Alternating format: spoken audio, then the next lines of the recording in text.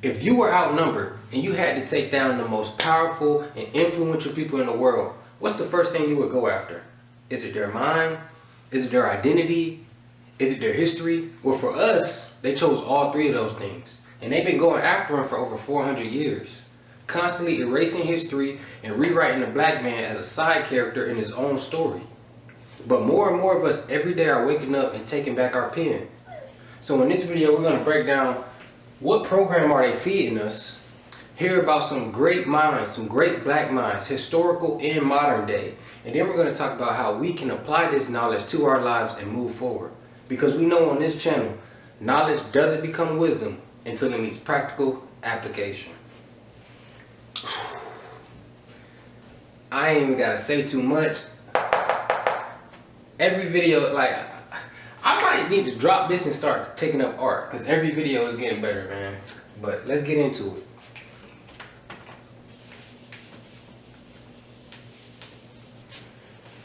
Now, the first facet of their mind control and their brainwashing that they've given us is education erasal.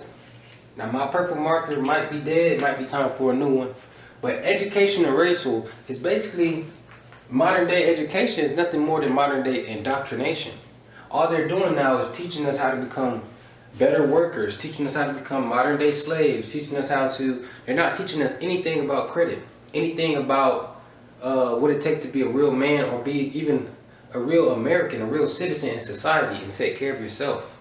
I was just watching an interview with Nuri Muhammad. He talked about how the humans, specifically Americans, are the only species on the planet where we don't learn about adult practices in adulthood until after we're already grown. If you think about a bird, everyone knows they're throwing a bird out the nest in about a week or two, as soon as after it's born. The antelope has to learn how to run as soon as it's born because it's a lion already waiting to eat it. Society's just waiting to gobble us up. Big pause on that. And we're not even prepared for it to the time we're 20, 25. We're behind because they're giving us education erasal. They're not telling us anything about black history, anything about who we are, where we come from, or what we can do as people to move forward. All they're teaching us is math and basic stuff that you never use. Have you ever used the Pythagorean theorem in your life? Maybe, if you're an engineer or something like that, but you see my point. They're teaching us a bunch of BS so they can teach us modern history or his story. And the next aspect of their programming that they're trying to indoctrinate us with is media mind control. All of the media is ran by pretty much the same 2 or 3 companies. Everything that we consume, all the social media, all the TV, all the movies, they're controlled by the same companies. And the CIA even has a base in Hollywood for a reason. Because it's so important for them to control our image. And that's why as black people, the only images of success that we're taught or that we're allowed to see are entertainers. People who can run, jump, dance, sing, but no one who uses their brain. They don't teach you anything or show you anything about a black man or a black woman really being successful using her brain. Instead, they teach us that the only way to beat the system, make it out, retire your mom, retire your family, is through sports. I was a product of the same thing. They teach us that sports is the only way out and make you want to neglect even thinking about using your mind. And we all know that only 1% of high school athletes actually make it big. 1%. So let's break that down. If there's 1 million high school student athletes, right? Only 10,000 of them will ever go to college on scholarship for that sport. 10,000 out of 1 million. That's 1%. And then only 1% of them will ever go pro. That's 100 people. Out of 1 million, only 100 will ever go pro. And then we all know that the average contract expectancy in the NBA and the NFL is about 1 contract. So you're probably going to make it 1 contract, which is 3 to 4 years, depending on your deal, whatever. So only 1% of people make it to that second contract. 1 out of 1 million, and they teach us that this is the only way out.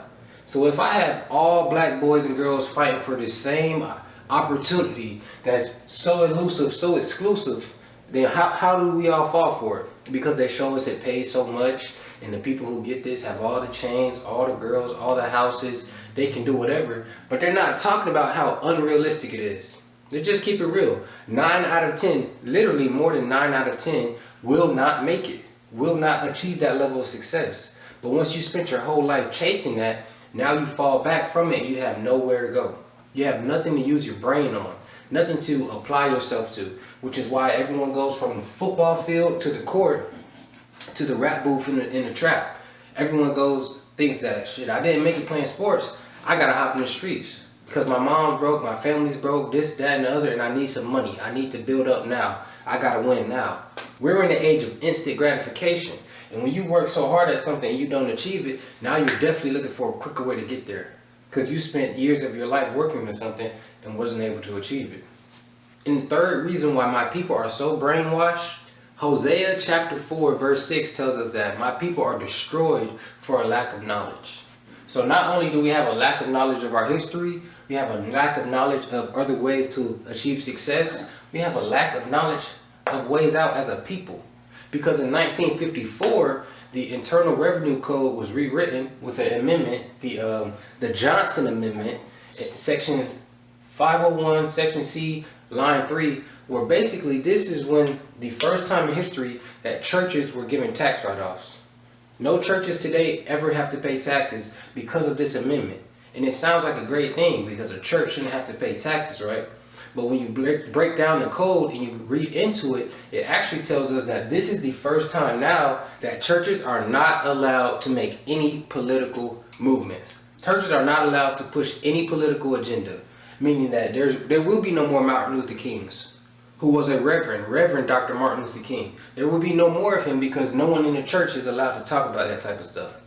There will be no more uprisings and people coming together and putting their dollars and their minds together to figure out a candidate that actually supports and recognizes and views black people, because the church is not allowed to. That's why the church rakes in so much money and it looks like the church is just getting rich because they don't have to pay taxes because they're not allowed to be political. They're not allowed to tell you anything to actually beat the system. They just have to tell you this new age passive version of Christianity or whatever religion. It's a pacified version to keep you docile, to keep you quiet. Because they don't want you fighting back. They don't want another revolution. They don't want another MLK. They don't want another Huey P. Newton, Frederick Douglass. They don't need that type of battle coming towards them, so they got out in front of it in 1954.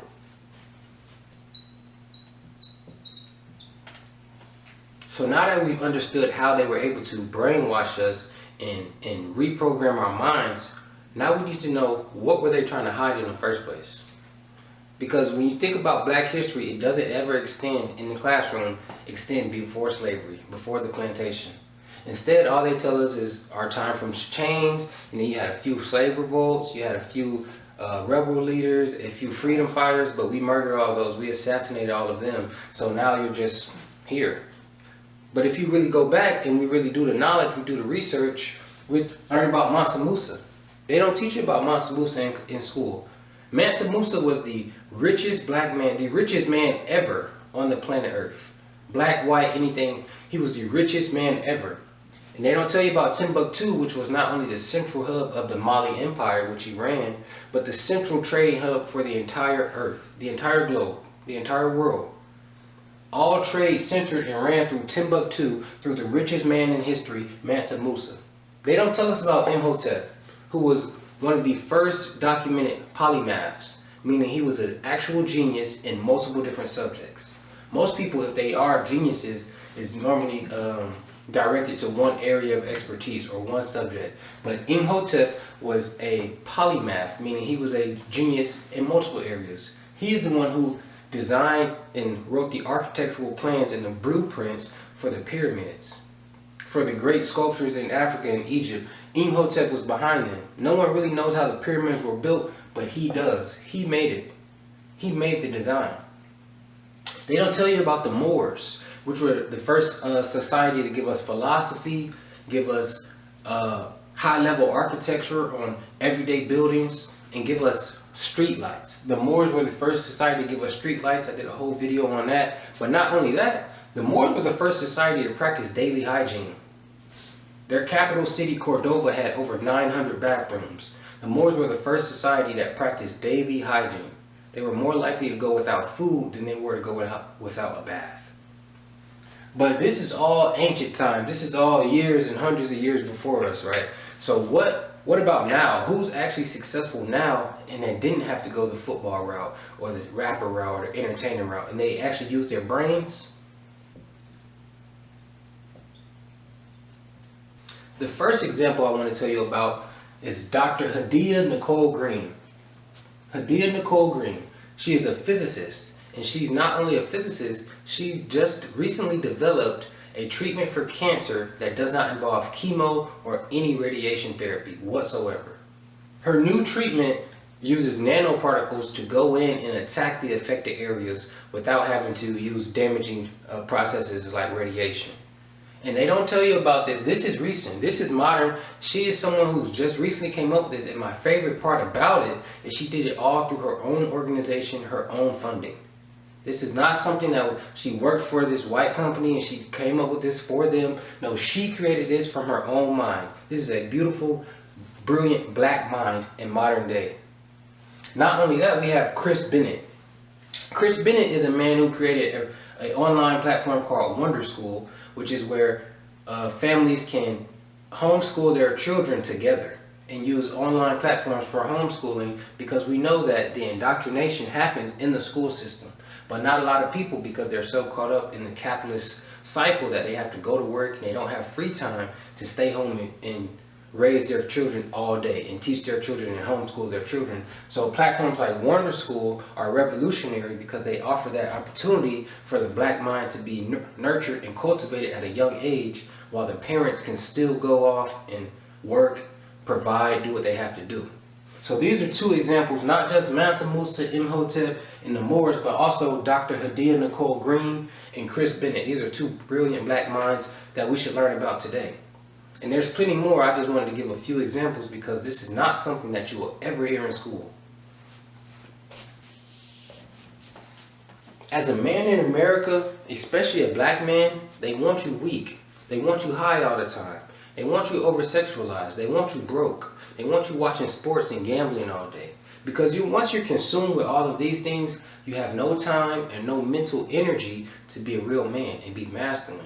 And what does it mean to be a real masculine man? We've already talked about in our previous video how two keys to being masculine are discipline and consistency, or living a structured life. A man with a structured life, a man who plans out not only his days, but his weeks, his months, his year, is a man who's thinking ahead. Life is like a chess game. And if you're just going one move at a time, you're a pawn. And so you're playing someone else's game. You're achieving someone else's win instead of fighting for your own. So we have no time for that. Because once you have a disciplined, structured life, we know as within, as without. You can have a disciplined, structured community. And that looks like a community centered around ownership, centered around communal resources, centered around for us, by us purchasing. Meaning, if you're black and you need a service or you need a good, you find someone black who provides it. There's a million jobs out there and there's a million black people doing every one of them. I promise you. Me, for example, I'm in the process of buying a house. I have a black realtor, I have a black lender, and I'm moving in a black neighborhood because that's something that's important to me. Because these are the type of aspects that a masculine man, especially a black man, needs to take forward. Because the black dollar, Dr. Nuri Muhammad also talked about how the black dollar, the African American dollar, has more buying power than every country on the planet except for 9 of them. Almost 300 countries and black people in America have more buying power than all of them. But the difference is our dollar does not circulate throughout the black community. For example, the Asian American, their dollar circulates throughout the Asian community on average for 30 days. 30 days before it's spent in another community. The black dollar, however, circulates throughout the black community for on average 6 to 8 hours. That's insane. That's crazy. Because we're so quick to consume that we don't own anything. So that's why a masculine man would be centered around discipline, having a structured life, a structured community built on ownership, buying back the block, buying back the neighborhood, buying back cities. Because at one point, black people owned entire cities in this country. So the difference is, once we start viewing ourselves and remembering great minds like Hadia Nicole Green, but also Mansa Musa, once we start looking at ourselves with that level of reverence and respecting ourselves as black people, we'll get back to how about 50 years ago, all black people anywhere called each other brother and sister because they viewed each other as brother and sister. They actually loved and respected each other. And when you love and respect yourself, you love and respect people who look like you. So what can we do today? Because we know on this channel, knowledge does become wisdom until it meets practical application. So what can we do today that can help us raise our level of awareness and build that feeling of love? Realign what we view as blackness. What does the black image look like? The next time you're scrolling on Instagram or TikTok or whatever, and you come across some content that puts the black image in a negative light and shows nothing positive or no positive actual representation of blackness, but instead shows a rapper beating his girlfriend, or this guy addicted to drugs, and this over-sexualized girl, it's gonna trigger something in you the next time you come across a video like that. Because you can't watch videos like this about respecting yourself and respecting a black image and then see something from the shade room, see something from Say Cheese and align with it. It's going to evoke a certain level of cognitive dissonance within you. And next time you feel that, next time you see something that's straight BS, I want you to unfollow that account. That's my challenge for you this week. Unfollow one account this week, whether it's the Shade Room, Say Cheese, or Pop the Balloon, whatever bullshit that you're watching, because I don't know what you're consuming, but you do. I challenge you to unfollow one account this week that puts the black image in a negative light. Because once we start to show respect for ourselves, we'll stop consuming that stuff. And they'll have no choice but to stop making it. And they'll try to remarket it and package it to us in a different way. But right now we have to build that level of self-love within ourselves. Because once you have it within, you can show it without. And if you're watching and you made it this far into the video, I know that you're probably a masculine man trying to elevate his life, trying to learn more about blackness and step up. And that's great. As you go across that journey, I want you to keep in mind these 4 masculine mistakes that a lot of men make and make sure you avoid them.